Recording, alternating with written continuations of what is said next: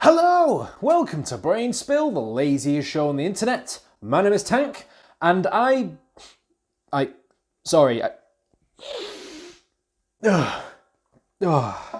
jeez. I've had the worst cold today. Charlie Sheen, Tony Montana, and Krusty the Clown. These famous on-screen cocaine users have absolutely nothing on the red jumpsuit wearing madman we're talking about today on Brain Spill. You may be confused by the title of today's video, mainly because it sounds like clickbait, but I assure you that there is actually a DC Comics character which is renowned for cocaine use. And when I say DC Comics, I mean DC, because DC Comics would be Detective Comics. Anyway. So, upon finding out this information, it did make me wonder what type of paint thinner they were huffing when they thought of this character. And maybe it was just cocaine. Who knows? It's well known that many minor characters in DC have managed to gather themselves their own cult following, but I don't think there's quite anyone like this. Because, like I said, it's quite frankly extraordinarily insane that this actually even made it into the comic in the first place. The character named Snowflame made his way into the New Guardians 2, which was released by DC in 1988, which was aptly named Below in the Wind, with the title of Jungle Snow, which for a joke was very to the nose. I'm on fire with these puns today! Get it? With fire and Snowflame? You get the idea. Snowflame was a Colombian drug lord, and as you might imagine, he's not one of the good guys in the story. The New Guardians was a group of superheroes which was largely built up from C-list characters or not very well known people. They were known as the Chosen and have been selected to represent all parts of humanity. So, as you might expect, we've got complete cultural diversity in this team. Just to demonstrate how diverse this group was, one of them was even inferred to be a homosexual throughout the comic series. And in a later issue, it was confirmed that he was in fact HIV positive, which for its time really was a first and nothing like it had ever really been done before. And as you might imagine, the characters hail from different countries around the world. We have an American, we have an Englishman, we've got a Chinese, Japanese, Australian, Peruvian, and Inuit. So, sorry France, no representation for you. However, my research didn't stop there, because I actually found out the true goal of the New Guardians was apparently to procreate so they could ensure mankind's survival in the future. Which is a little strange. Which, actually come to think of it, is a batshit crazy idea, because one of them's an android, one of them's HIV positive, and the other one is a houseplant. You know this team's gonna struggle when they're starting off like that. Although the series was short-lived and it was actually cancelled in 1989, this second issue we're discussing today is really the one that gave the series its infamy. Especially because of the introduction of a very controversial cocaine-fueled villain. I mean, a comic that delves so deeply into sexual and drug references probably wasn't going to last long. Risky move, not surprised in the slightest that it got shelved. So, what made Snowflame so memorable? It was mainly the fact that he was a character who gained his superhuman powers from snorting cocaine. And the job of the New Guardians was to stop the new drug cartel, Snowflame. The first encounter between Snowflame and our heroes came with the fact that Snowflame ordered his guards to shoot them. And that's it.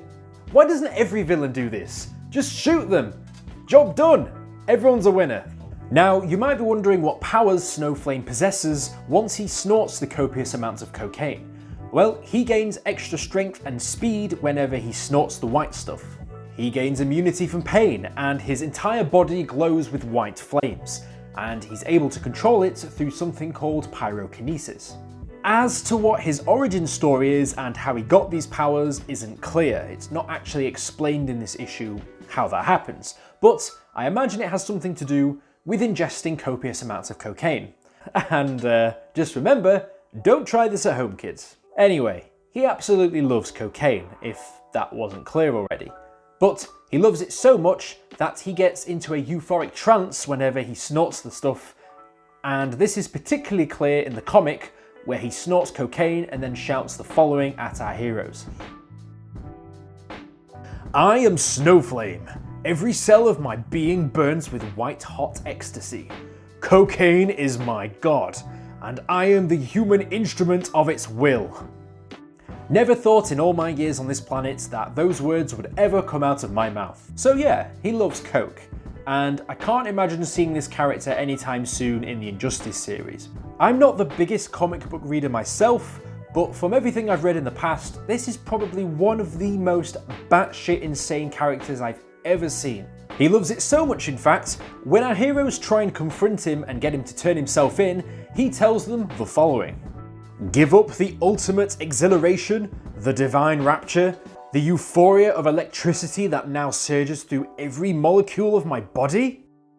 In the same comic, after our heroes valiantly ran away, they decided to confront Snowflame later on in his compound. This was whilst he was enjoying the finer things in life, such as Rolls Royces and an array of women in bikinis. When the new Guardians approach, Snowflame grabs a handful of the white stuff and shoves it straight into his face.